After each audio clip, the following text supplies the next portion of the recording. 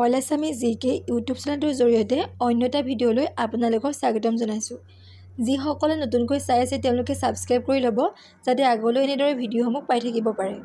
Question number 1, প্ৰথম অসমীয়া শিশু চলচ্চিত্ৰখনৰ নাম কি? অপশ্যন এ অবুজ বেদনা, অপশ্যন বি জীৱন সুৰভি, অপশ্যন চি পুবেৰুণ, অপশ্যন ডি চিকমিক বিজুলী।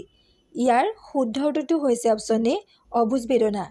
কুৱেশ্যন নাম্বাৰ 2, চলচ্চিত্ৰলৈ ৰূপায়িত হোৱা প্ৰথম অসমীয়া উপন্যাসখনৰ নাম কি?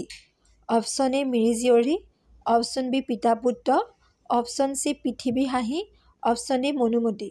ইয়াৰ শুদ্ধ উত্তৰটো হৈছে option D Manumati.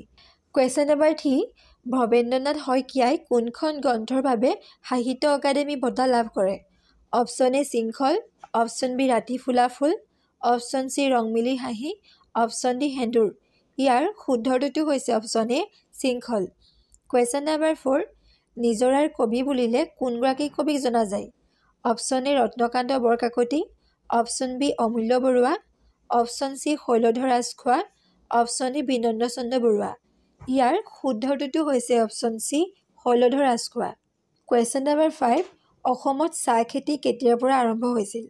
Option A 1850 চনত, অপশ্যন বি 1842 চনত, অপশ্যন চি 1822 চনত, অপশ্যন ডি 1845 চনত। ইয়াৰ শুদ্ধ উত্তৰটো হৈছে অপশ্যন এ 1850 চনত। কুৱেশ্যন নাম্বাৰ 6, অসমৰ কোন জিলাত সৈনিক স্কুল অৱস্থিত?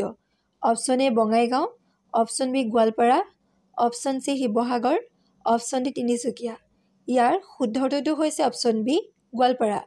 কুৱেশ্যন নাম্বাৰ 7, অসমৰ ক'ত গৰম পানীৰ উঁহ আছে? Option A Golaghat, option B Duliajan, option C Nalbari, option D Nagaon. ইয়াৰ শুদ্ধ উত্তৰটো হৈছে অপশ্যন এ গোলাঘাট।